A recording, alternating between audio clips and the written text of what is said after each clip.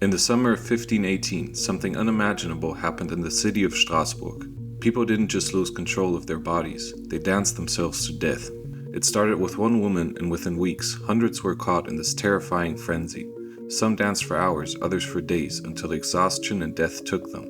What was the cause of this mysterious plague that claimed lives? Was it madness, disease, or something far darker? Today we're diving into one of history's most chilling and unexplained events, the Dancing Plague of 1518. In July of 1518, in the city of Strasbourg, now in modern-day France, it started with a woman named Frau Troffea, who, for reasons no one understood, stepped into the street and began dancing uncontrollably. She didn't stop. Day and night she danced, and it wasn't just her.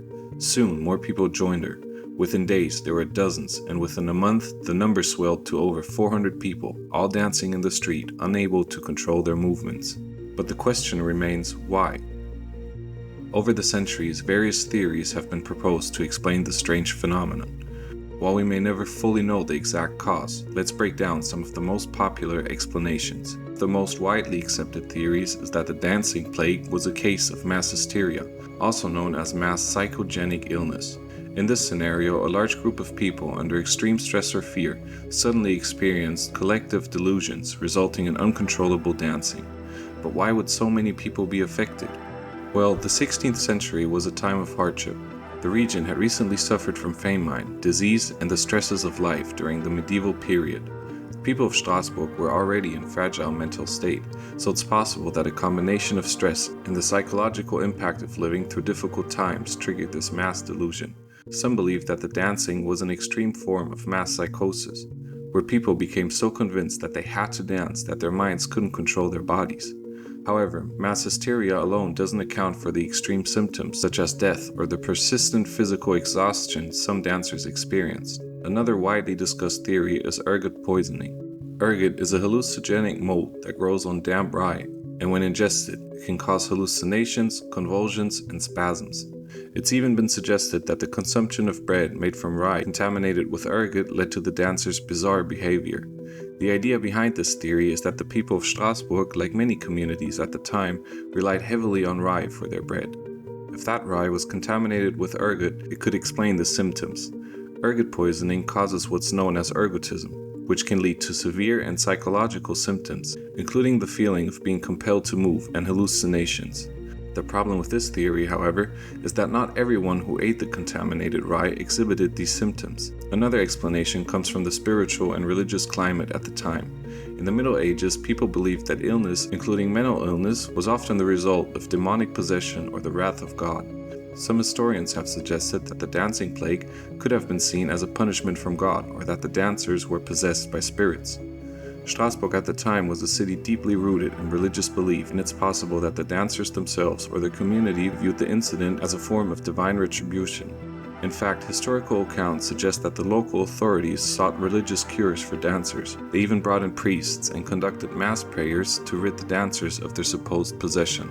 Some researchers have proposed that the dancing plague was not an accident, but rather a part of a ritualistic and cultural phenomenon. During this period, there were reports of ecstatic dance rituals in some European regions, particularly among certain religious or pagan groups. These rituals often involved frenzied, trance-like dancing, which was believed to bring on spiritual experiences to heal the sick.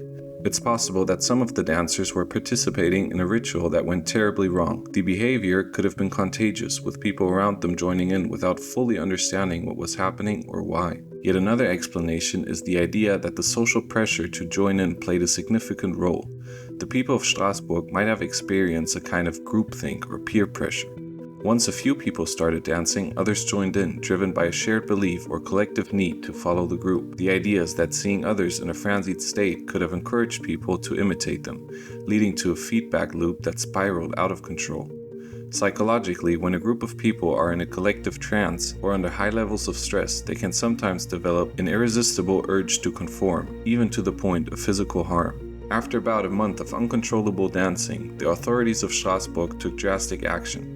They brought in musicians to play music to help the dancers continue moving. The idea was that if they kept dancing, they might eventually stop on their own. In some cases, the dancing persisted for weeks, but by August, the phenomenon eventually tapered off.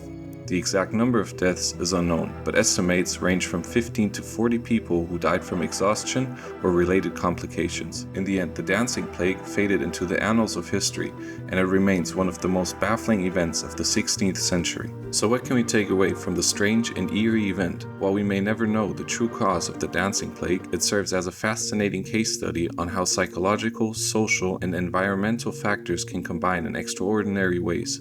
Whether it was a mass hysteria, ergot poisoning, or something more spiritual, the dancing plague remains an eerie reminder of how little we sometimes understand about the human mind and body. Thanks for watching this video, and if you're into mysteries, make sure to watch my video on the Dyatlov Pass incident. See you next time.